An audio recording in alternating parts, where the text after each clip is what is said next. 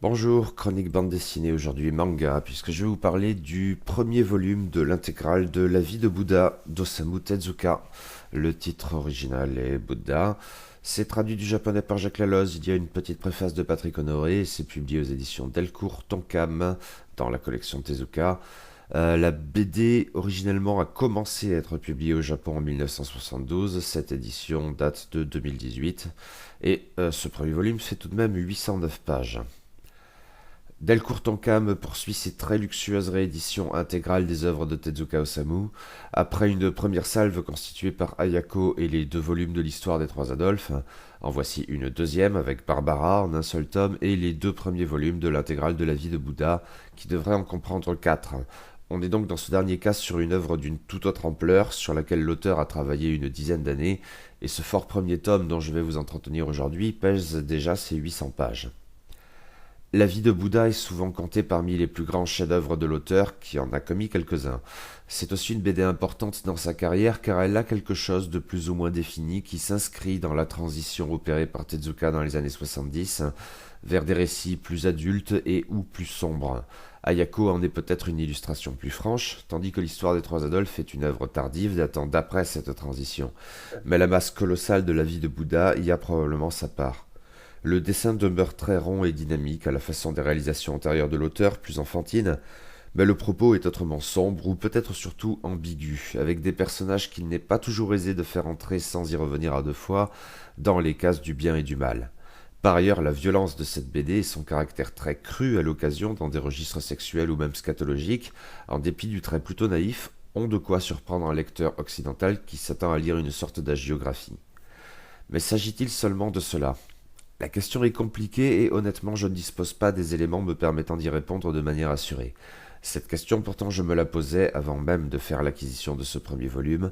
Je me demandais si, moi, occidental et non bouddhiste, j'allais y paner quoi que ce soit, ou même être seulement touché par le propos. Je me demandais si un certain exotisme malvenu, même de nature spirituelle, ne risquait pas de fausser mes perceptions, moi qui étais visiblement prêt à me pencher sur une BD rapportant la vie de Bouddha, là où je n'aurais peut-être, probablement, pas été le moins du monde attiré par une BD de traitant de la vie de Jésus, et peut-être à tort d'ailleurs. Et à cet égard, je me demandais quelle était au juste la position de Tezuka lui-même au regard de son sujet. S'agissait-il de l'œuvre d'un croyant, voire d'un dévot? Auquel cas, quels seraient les biais que le bouddhisme japonais impliquerait dans cette narration? Ou n'était-ce de toute façon qu'un prétexte? Ce qui me paraissait relativement probable, mais bon. Je me doutais en revanche que cette vie de Bouddha ne s'inscrirait probablement pas dans un registre historique à proprement parler, mais jouerait de tout ce que la tradition religieuse a très tôt rapporté de fantastique dans la vie du prince Siddhartha peu ou prou divinisé. Alors Siddhartha au passage, ouais voilà, c'est écrit d'une manière particulière dans cette BD, donc je m'y fie pour cette chronique. C'est pas la translittération qu'on rencontre le plus souvent, j'ai l'impression. Maintenant, qu'allais-je faire de tout ça? Cette BD était à mes yeux aussi attirante qu'intimidante, et pas seulement en raison de sa masse impressionnante. Et certaines de ces interrogations demeurent au sortir de ce premier volume, si d'autres ont peut-être d'ores et déjà trouvé leur réponse. Ce qui apparaît certain en tout cas, c'est que cette vie de Bouddha n'est pas l'œuvre de ce que l'on qualifierait dans le monde catholique d'une grenouille de bénitier. Si Tezuka respecte sans l'ombre d'un doute la figure de Bouddha, auréolée par ailleurs de tous ses traits semi-divins ou divins tout court, c'est dans un contexte où elle se fait régulièrement voler la vedette par d'autres personnages à vue donner des créations personnelles de l'auteur le plus souvent.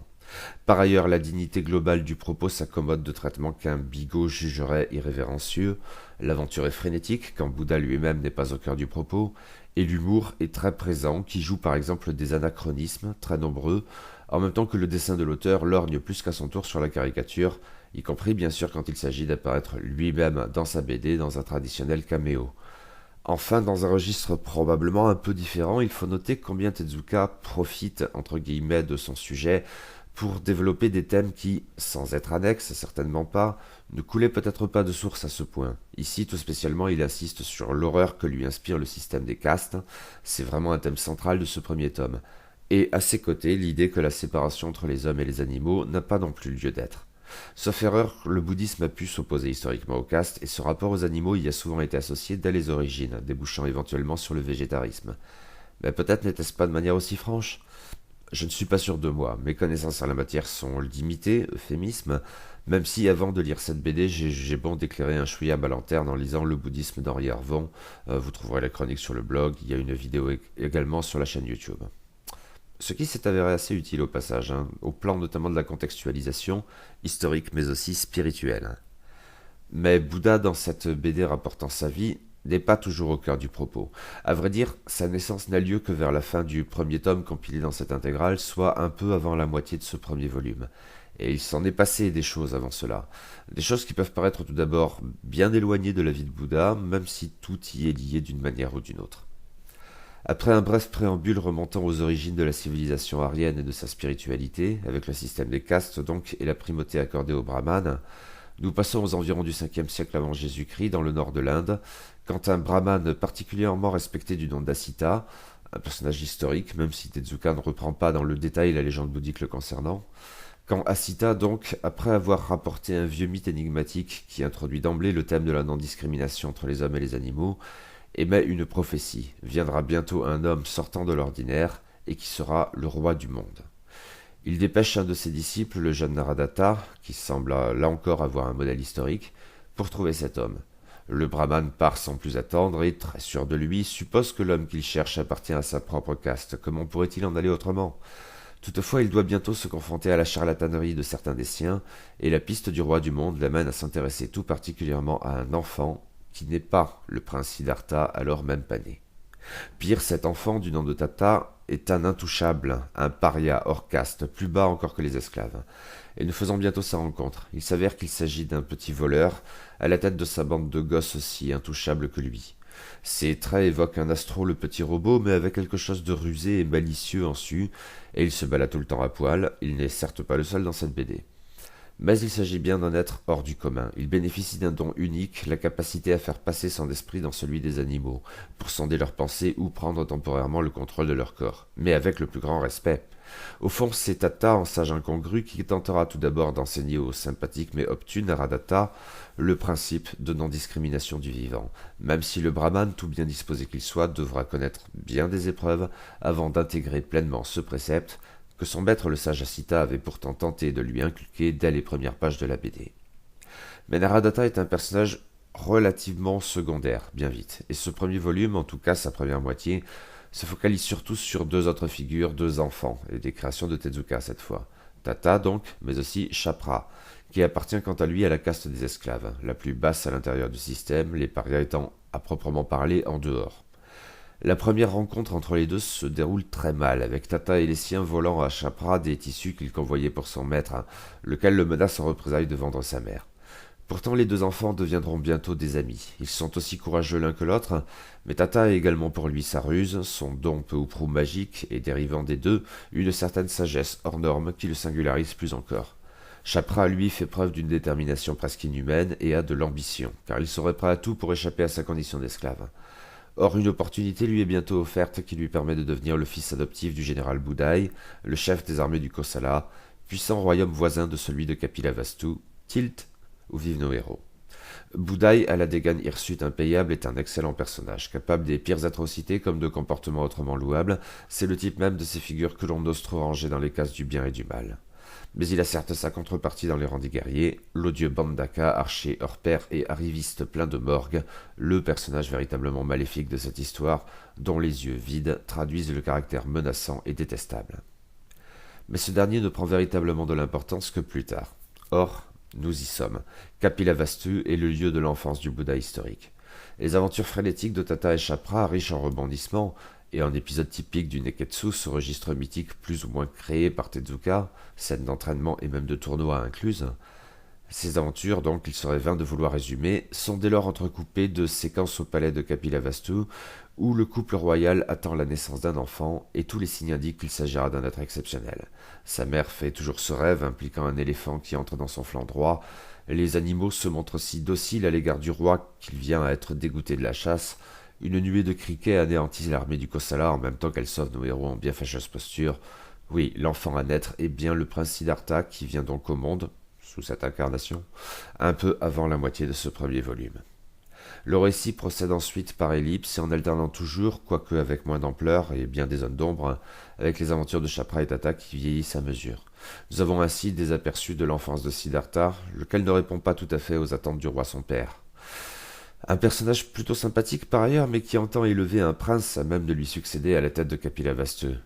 Caste oblige, ce prince se doit d'être un guerrier. Par ailleurs, devenu adolescent, Siddhartha doit se marier et assurer d'ores et déjà sa succession en concevant un héritier. C'est sa place dans le monde.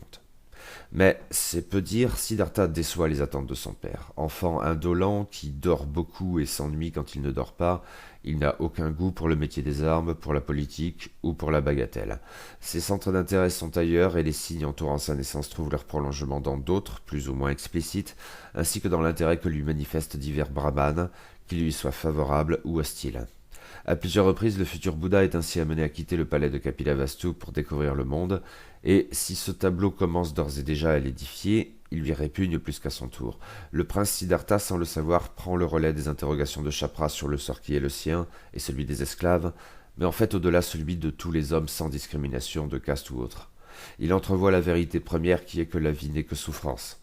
Il lui faudra encore approfondir son expérience pour dériver de cette vérité les trois autres qui forment le substrat du bouddhisme, dans la continuité des préceptes des brahmanes parfois, le principe de causalité est envisagé d'emblée comme essentiel et associé à la transmigration des âmes, en s'y opposant le plus souvent. Quand ce premier volume s'achève, Siddhartha a enfin pris sa décision. Il ne succédera pas à son père, il ne sera pas un guerrier, il ne cherchera pas l'amour, ou plus exactement, il le rejettera car d'une certaine manière il l'avait trouvé sans qu'il le désire. Il partira sur les routes en quête de sagesse pour comprendre ce monde si hostile qui l'entoure et d'une certaine manière trouver comment y vivre. On imagine mal le prince Siddhartha, moine errant et futur roi du monde, vivre des aventures aussi rocambolesques que celles de Tata et Chapra. Il y a donc un contraste entre les deux moitiés de ce premier volume qui suscite des interrogations quant à la suite, laissant supposer un ton tout différent. Ceci étant, jouant de la carte mythologique, Tezuka peut dans ces deux approches faire usage du merveilleux, de ce que l'on qualifierait dans un registre non spirituel de fantaisie, au fond, sur les bases du monomythe défini en Neketsu. Et j'avoue être assez curieux de voir comment les choses évolueront.